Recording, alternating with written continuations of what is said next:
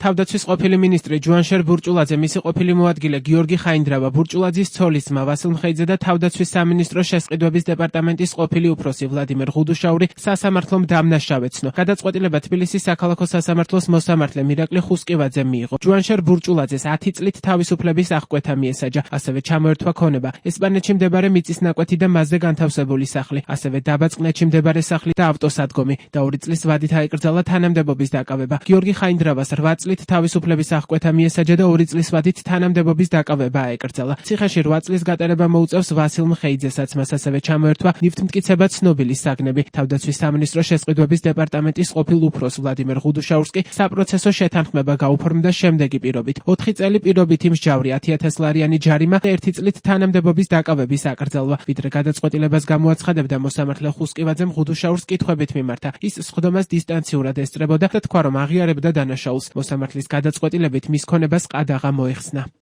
სანამ მოსამართლე განაჩენს გამოაცხადებდა, ჯუანშერ ბურჭულაძემ საბოლოო სიტყვით ისარგებლა, როგორც ყოფილმა მაღალჩინოსანმა სხდომაზე განმარტა, მუხლის კვალიფიკაცია არასწორადაა შერჩეული. ის აღიარებს, რომ დოკუმენტზე მისი ხელმოწერა ნამდვილად ფიქსირდება, თუმცა აცხადებს, რომ გაფლანგვაში მონაწილეობა არ მიუღია და არანაირი თანხა არ აუღია. ის პროცესზე თითქმის 1 საათის განმავლობაში ცდილობდა დაემტკიცებინა, რომ თანამდებობაზე დანიშვნამდე შეძლებული იყო. დაკავებული მაღალჩინოსნის განცხადებით, მას ჯერ კიდევ 1997 წელს ყავდა მერსედესის მარკის ავტომობილი. ბურჭულაძემ აღნიშნა, რომ პირველი Land Cruiser სწორედ მის საკუთრებაში იყო. მისივე თქმით, ამ ავტომანქანით გადაადგილებისას თავს ხრიდა, რადგან რცხვენოდა, რომ გარეთ გაჭირვებას უფევდა. დღევანდელ პროცესზე ის სასამართლოს არწმუნებდა, რომ ქონების ნაწილი ბინების გაქირავებით დააგროვა, ნაწილი კი ავტოფარეხების რეალიზაციით. თავდაცვის ყოფილმა მინისტრმა ასევე თქვა, რომ მისი ოჯახი ფლობდა კაზინოს, ფართებს რუსთაველის გამზირზე და ბინებს თბილისის ცენტრალურ უბნებში. თუ შევადარებთ შენს მიმდინარე ხარჯებს და შეძლებულ ქონებას 2015 მე მაქვს გაცილებით ქონება შეხედული ვიდეო 2015 წლის შემდეგ და მიმდინარე ხარჯებს თუ შევადარებთ იმ პერიოდს სანამ ამერიკაში წავიდოდი საცხოვრებლად სამუშაოდ ჩემი შემოსავალი იყო მინიმუმ 10-ჯერ მეტი და მიმდინარე ხარჯები ვიდრე 2015 წლის შემდეგ. ამაზეც მომახსენებთ.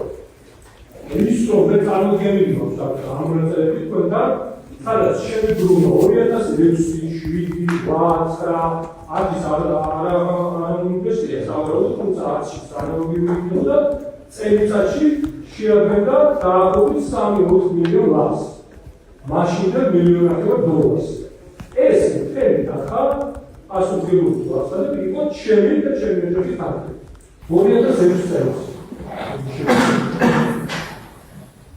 შემოვაწყდა გაასვლა რუსთაველის გამზირზე მდებარე ქონება, რომელიც გაასვლა 1,600,000 ლარა, მაშინდელი $1,200,000 იყო მოსული.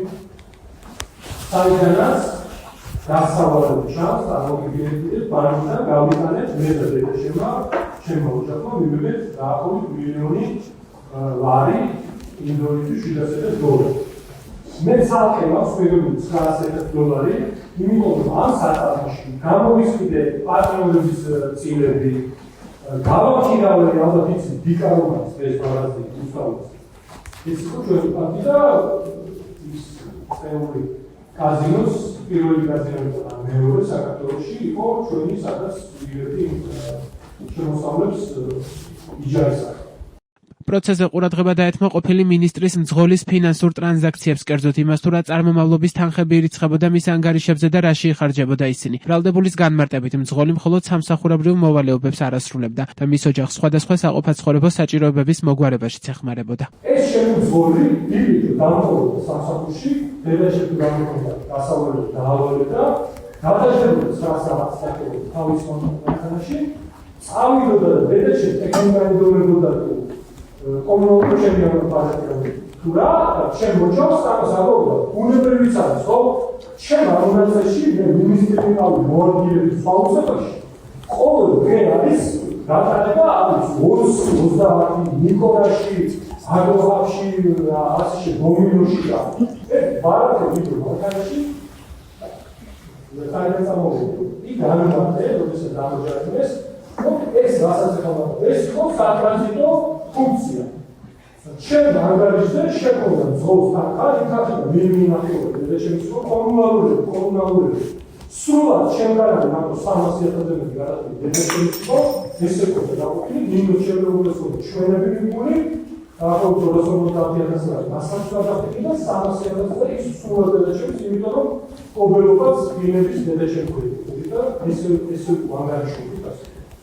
ყოფილმა მინისტრმა აქცენტიშვილის ფინანსურ შემოსავლებზეც გააკეთა, მან განმარტა, რომ მისი რძლის მამას რუსეთში მოქმედი ბიზნესები აქვს და რეგულარულად ეხმარება შვილებს. ბურჭულაძის მტკიცებით, დაუშვებელია მისი ხარჯების ნაწილად განიხილებოდეს ის ფინანსები, რომლებსაც მისი შვილი და რძალი უშუალოდ სიმამრისგან იღებენ. როგორც შეიძლება ახლა მე დავიწყო ლეგალიზაციაში ჩემი დაოჯახებული შვილი მისი სიმამრის კომუნალურსოიდიდან ჩოგურთე მეუღლეს სულ ტურელებზე სულ და მამამის ფინანსები სულთნელში იქია 20,000 ევროს დღეში წლების განმავლობაში ის ჩემი რეგულაცია რა ტურელებზე დაყოლოდა ჩემი შვილი თავის მეუღლეს და მამამ უხდია ფულს ეს რაღაცა ახლოს უნდა იყოს გონიულობა ასე რომ ხოლმე გუნდაურის მინაში გადავასწავლე ბიოგიზები შეგაფორმებული